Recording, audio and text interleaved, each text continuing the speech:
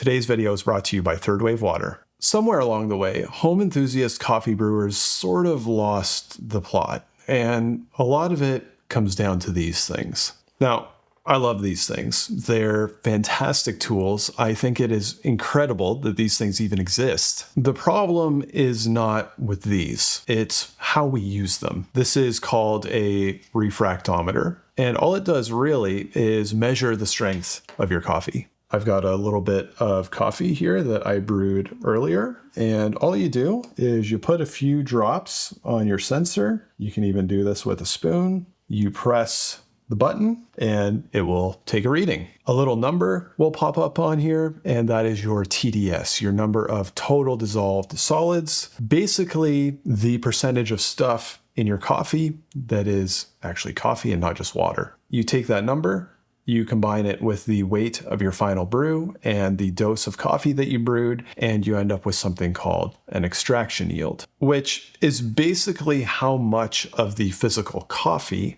did you pull out of the grounds and into your final brewed beverage over the course of your brew. If that number works out to be 20%, that means that 20% of the actual coffee is now sitting in this liquid. And basically, that's what these things measure. It's not actually super complicated. Now, for a long time, actually, this was basically lab equipment. Roasters had them, multi-location cafes had them. Refractometers were basically a professional tool. VST is the gold standard one, and that actually runs you better part of $1,000. So for normal people brewing at home, to have access to something that could actually give you that reading was just not really attainable at all. A company called Adigo released one. That was still very expensive. You know, the Adigo refractometer sells for about $450 US today. So, you know, for most people who were brewing at home, unless they were kind of really intense, extraction yield was something that you would read about in a textbook and kind of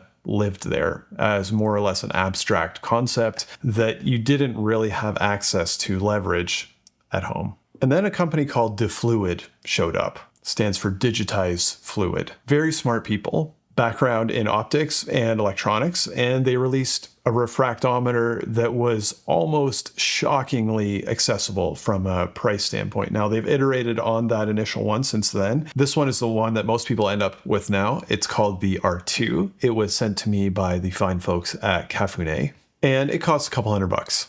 And to be honest, it's pretty good, especially when you compare it to the VST, which maybe is a little bit better, but costs like $900 unless you get it on sale. This is a very compelling package. Now we're going to talk about the issue that, you know, we all seem to have with these things in a minute, but a couple of quirks about this in particular, just so they're noted. You know, these are instruments. They're sensitive, they can get out of calibration, and so you need to treat them properly in order to get an accurate reading. You know, if you put your coffee on here and it's too hot, that can have an appreciable impact on the accuracy of the reading that comes off of this. Even just by taking subsequent readings, it can kind of move and shift a little bit. So really the best practice is to take several readings and then take the average. You can do that after your brew, just press it a couple times and take a mental note and be like, it's probably somewhere in the middle of all those readings. They even have a feature that can do that automatically.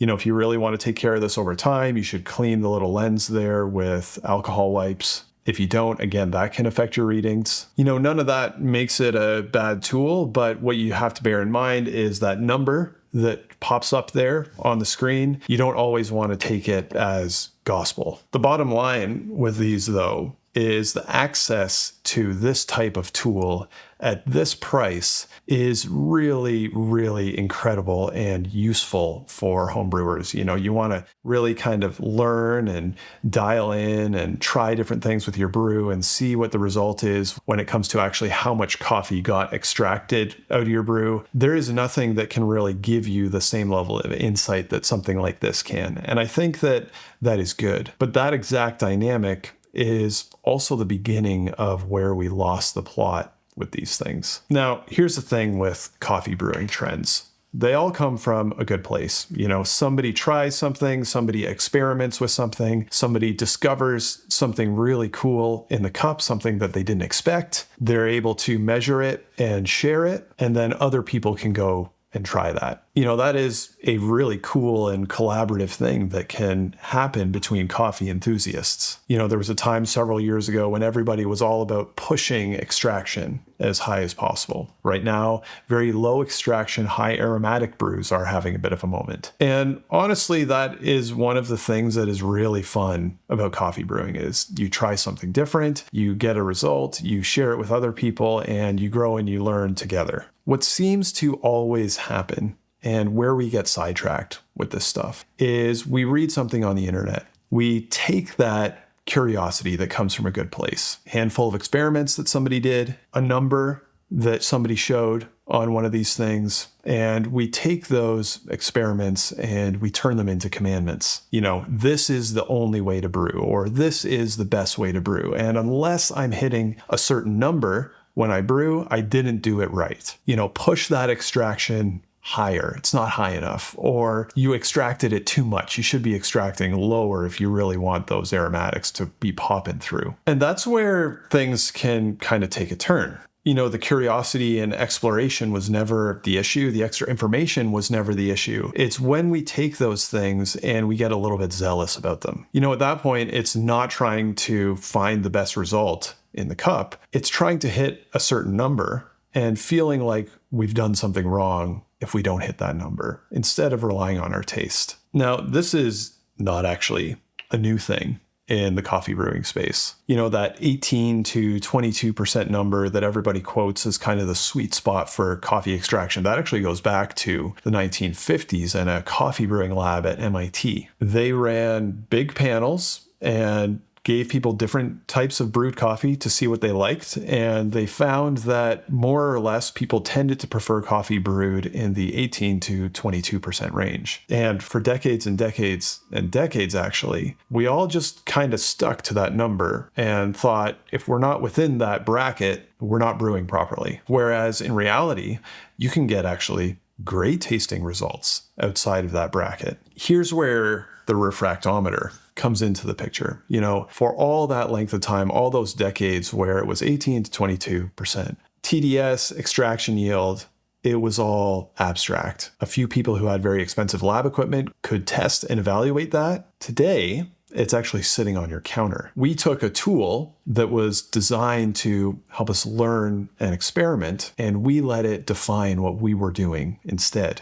And the crazy part about all this is that number that appears on these things doesn't even always tell you what you think it does. As that extraction number changes, the taste always changes, but they don't always move together in the same way or in the way that you might expect. If you're into really lightly roasted coffee, those aromatics, those flavor compounds that really make a cup of coffee pop, they all tend to come out pretty early on, actually, in the brewing process. And then the concentration kind of stops. They don't keep coming out the more you extract. But if you keep extracting that coffee, other stuff is going to come out that can mask some of those flavors. So, depending on the coffee, if you push an extraction, you do something and it reads at like 18 to 20% and you're like, oh, I want to push it even higher to like 22, 24%. You're not always getting more of the good stuff. Sometimes you're just pulling out actually maybe even more bitter stuff that is in effect burying the good stuff in your cup of coffee.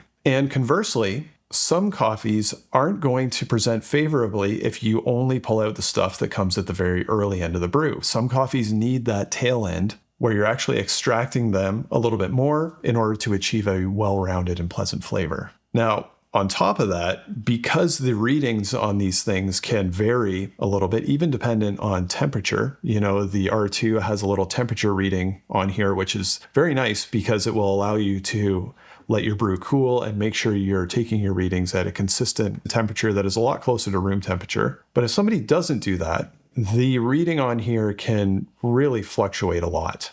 So when you see somebody post a TDS reading using a certain brewing technique, it could actually just be an outlier measurement that wasn't actually accurate. All the way along, you can actually end up chasing a specific number rather than trusting your tongue and brewing what actually tastes the best. Now, some sharp people out there, I know you're going to say to me, Justin, you got to back up a little bit here because your palate can't always navigate this on its own. You may stop at, say, 17% and think that was the peak, and really it would have benefited from a 19% extraction. Unless you have a baseline taken with a refractometer, you're not going to really know where you're sitting. And that is actually a great point. The way that we need to approach this is we need to taste first and then see where it lands on the number. On your next brew, try something a little bit different, taste it again, see how you feel about that brew, and then check the number. And you can learn some things by doing that. The trap that we can fall into is we do a brew, we cool a sample, we take a reading, and it's not the number that we wanted to get, and we have it in our heads that, oh, this is going to taste bad. And then sure enough, you can trick yourself into thinking that it tastes bad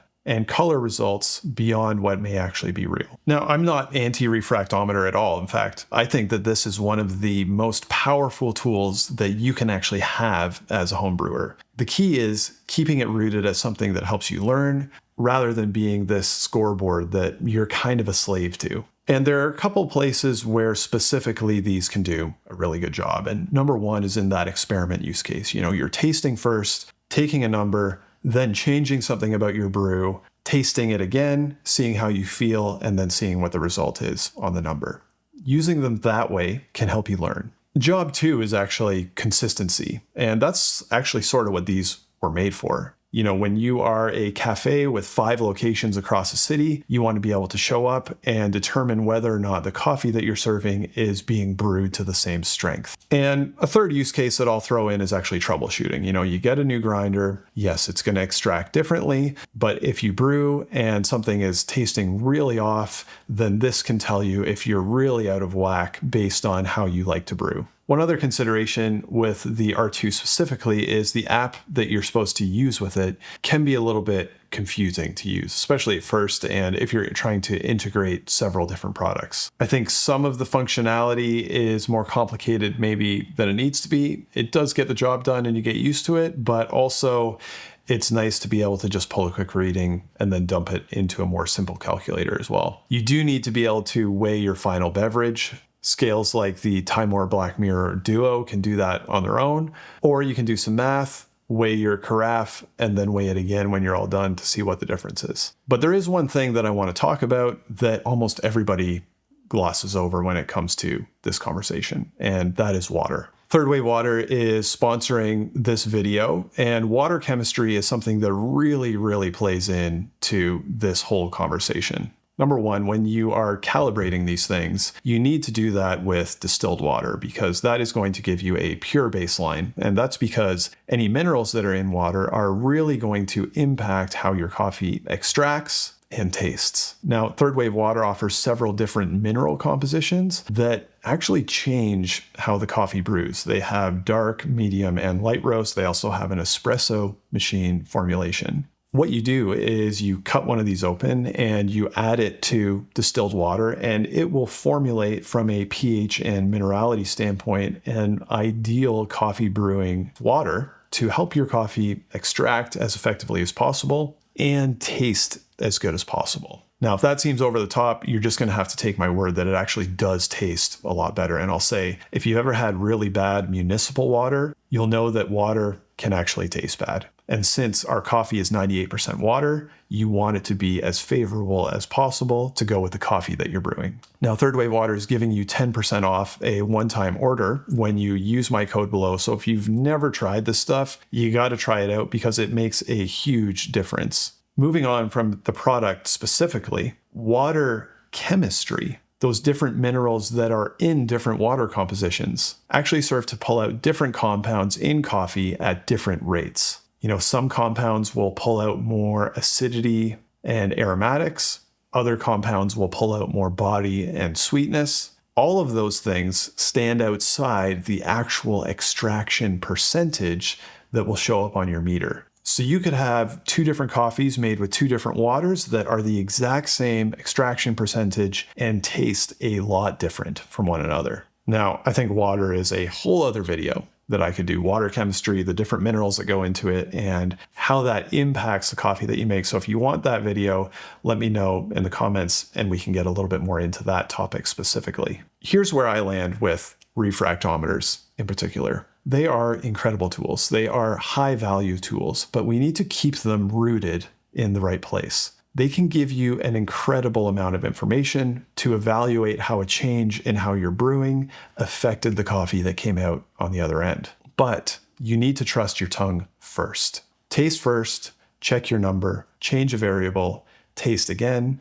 check the number to see what happened, and trust your tongue. You know, these things used to cost a better part of $1,000. They still do if you want a pro level lab grade one. You can have this in your home for a couple $100. I think that that is an incredible gift to home brewers. We just have to keep our heads in the right place. Anyway, I want to know if you use one of these things at home. Do you have one? Did you get sucked into the trap where you're chasing a specific number and not really enjoying the coffee you're brewing? Has this been an incredible tool for you in exploring home brewing? I want to know your thoughts on refractometers. I hope your next cup of coffee is fantastic, and we'll see you on the next one.